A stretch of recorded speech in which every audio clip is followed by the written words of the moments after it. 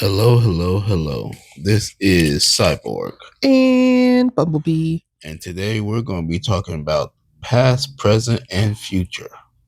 Absolute Flash issue number 8. In this issue, this was a very interesting issue. This issue was pretty much a Barry Allen issue. Yeah, how he came to do what he do, basically. Pretty much, yeah. So pretty much this issue kind of details what Barry Allen was up to and how he came to be in contact with Eleanor Thawne and get involved with Fort Fox and the research and science-y research that he was doing there, and how that happened. Yes. We start with Eleanor Thawne. Well, actually, we start with he's a professor. Allen being a professor, which it makes sense. He's a professor at Keystone University, and his students, they're not really engaging with him. I don't know if whatever he was trying to teach them was too hard for them or what, but they weren't really engaging with him. They never do. And Eleanor Thawne, I guess, was sitting in on the class, and then she came to visit him in his office, and she proposed that she knew about his research. So before he was a professor at this university, he was, I guess, at MIT. Yeah. Or wait, hold on. He was at Princeton. Yes. He was at Princeton doing research there, but they shut down his research for whatever reason, and now he's at Keystone University. So she proposed that, I know that this is not really what you want to be doing. I can get you back into the research and continue your work. I know you like researching. Yes. Give me a day of your time, come to Fort Fox and come check some things out, and then we'll talk. So he comes and visits Fort Fox, and she pretty much shows him her grandfather's life's work. Right. And who is her grandfather? Her grandfather is Ebar Thawne. I'm not entirely sure if we knew that for sure or if that was just speculation, but her grandfather, it's confirmed. Her grandfather is Ebar Thawne. I will say we did make an educated guess because of her last name. It was either grandfather or father. Yes. Or some type of husband thing. It's her grandfather. But it had definitely be family. So grandfather was the first one. Yes. So she pretty much explains that her grandfather was doing research during World War II, in the shadows of, the atomic bomb trials and tests. With Oppenheimer, sorry. Her grandfather was doing his research and looking into this other world where there's living energy that was talking to him. Yeah, that's not a good thing. I'll just say that. If you hear something calling your name, no, you didn't. So, if you guys remember a couple issues back, we got like a little teaser where we saw Ebar Thawne and Jay Garrick, who we now know is General Jay Garrick. Yes. He was in the military, and both of them an experiment went wrong, and they both kind of got sucked into the energy or what have you. Sucked in or destroyed or killed. They gone.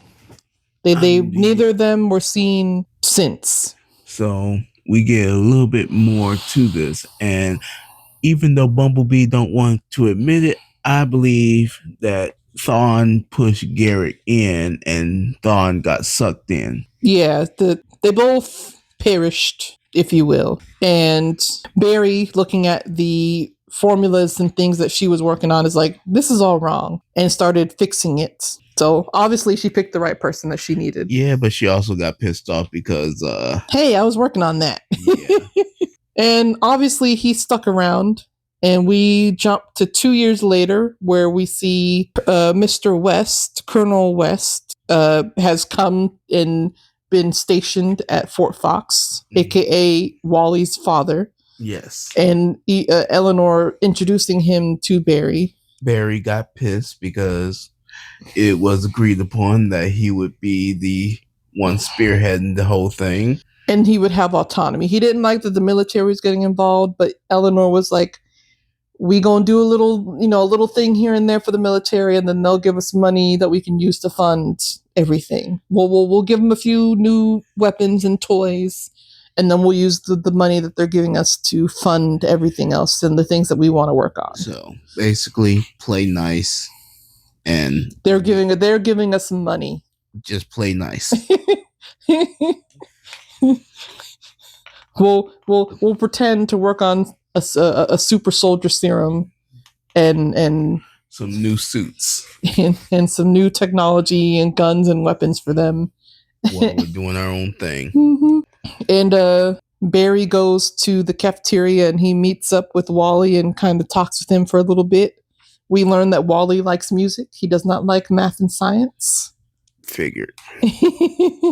Meanwhile, his research continues, and he was not able to go in because Eleanor was like, no, we can't risk what happened to my grandfather. We need you and your brain. So they send 3 other people in to the world. They open up the portal, use the energy, and 3 other people go into it and explore. And they find a ship. Yeah. Obviously, they're not the first ones to ever venture into this other world, other dimension, what have you. But where did the ship come from? That is a good question. Now, are they on an actual different world, in a different dimension, or within the Speed Force?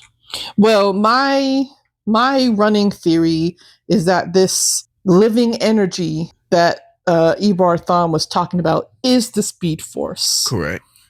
And this dimension that they're going into is the Speed Force's dimension. That's my growing theory. They haven't named it that yet, or haven't come to that conclusion. Right. But that's my going theory. Okay. And it makes sense. And they start bringing in artifacts and samples from this world so they can study the energy some more. Right. Barry really wants to get in there. He wants to be in there and in it. And it starts calling out to him, Barry, help me, Barry. And the red energy starts talking to him like it did Ebar Thawne, and it tells him like, hey, it has to be Wally West. It can't be you. You need to stop. It must be Wally West.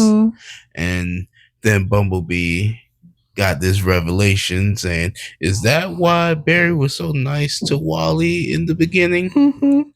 I'm like, it makes more sense. Also, the figure that is telling him this looks like him. So again, if it is a Speed Force, this is obviously a future version of him or a Speed Force version of him telling him that it needs to be Wally. So him getting sucked into the Speed Force and then going back in time telling him it needs to be Wally makes more sense. Yes. So I guess in thinking back to that very first issue, I'm assuming that that's why Barry Allen was so insistent on like, hey, come to my lab, see my lab, check it out. I got some cool stuff in my lab for you to look at. And then the whole incident I don't know if the accident or the incident happened on purpose or if he was just trying to get Wally used to the idea and then somehow the accident happened. I think it was meant for Wally to go in there. Also with true. him. But the accident happened and he got sucked. They both got sucked in by accident. And while Barry probably most likely did get powers, he did not escape from the Speed Force. Possibly. That could be a theory because obviously we see that's him in the suits. Yes. Telling himself not to do it. Correct.